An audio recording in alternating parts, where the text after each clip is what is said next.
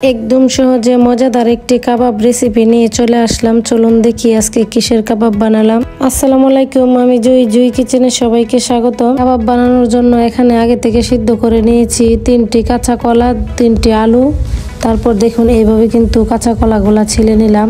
কাঁচা কলার কাবাব যারা খাননি এইভাবে বাসায় বানিয়ে খেয়ে দেখবেন, খেতে কিন্তু অনেক ভালো। তারপর দেখুন একটি মেশার দিয়ে কিন্তু এইভাবে আলু আর কলাগুলা মেশ করে নিলাম। তারপর হাত দিয়ে কষলে নিলাম। এখানে পরিমাণ মতো পেঁয়াজ বেরেস্তা দিয়ে দিলাম, 2 চামচ কাঁচামরিচ দিয়ে দিলাম, ধনিয়া পাতা দিয়ে দিলাম পরিমাণ মতো। এখানে 1 চামচ আদা গুঁড়া, 1 চামচ রসুন গুঁড়া দিয়ে দিলাম, 1/2 চামচ মরিচের গুঁড়া দিয়ে দিলাম, 1/2 চামচ চিলি ফ্লেক্স দিয়ে দিলাম, 1/2 চামচ জিরা গুঁড়া দিয়ে দিলাম, 1/2 চামচ গরম মশলার গুঁড়া দিয়ে দিলাম, 1/2 চামচ হলুদের গুঁড়া দিয়ে দিলাম, স্বাদ মতো লবণ দিয়ে কিন্তু হাত দিয়ে ভালো করে মিশিয়ে নিলাম। মশলার সাথে হাত দিয়ে কিন্তু ভালো করে মিশিয়ে নিতে হবে। দেখুন আমি কিন্তু ভালো করে মিশিয়ে রেখে দিলাম। হাতে একটু তেল লাগিয়ে তারপর কাবাবের শেপ দিয়ে দিলাম। এইভাবে একইভাবে কিন্তু সবগুলা কাবাব বানিয়ে ফেললাম। চাইলে কাবাবের ডোটার ভিতরে কিন্তু একটি ডিমও দিতে পারেন। ডিম দিলে কিন্তু এইভাবেই কাবাবগুলা ভেজে নিতে পারবেন। আমি যেহেতু বেডগ্রাম দিয়ে ভেজে নেব তাই কিন্তু আলাদাভাবে ডিমটা ফেটিয়ে নিলাম। তারপর বেডগ্রাম নিয়ে নিলাম, ডিমে কিন্তু চুবিয়ে তারপর বেডগ্রামে গড়িয়ে নিলাম। এইভাবে বেডগ্রাম দিয়ে কাবাবটা বানালেও কিন্তু খেতে ভালো লাগে, এমনিতেও কিন্তু ভাজা যাবে।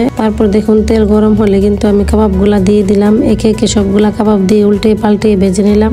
যার যেরকম ইচ্ছে এইভাবেই কিন্তু বানিয়ে নিতে পারেন। দেখুন সুন্দর একটি কালার আসলে কিন্তু আমি কাবাবগুলা নামিয়ে ফেলবো। দেখতে কিন্তু অনেক সুন্দর লাগছে কাবাবগুলা, খেতেও কিন্তু অনেক মজা। কাঁচা কলায় কিন্তু অনেক পুষ্টি আছে। এইভাবে বাচ্চাদেরকে কাঁচা কলা দিয়ে কাবাব বানিয়ে দিলে খুশিতেই কিন্তু বাচ্চারা খেয়ে ফেলবে।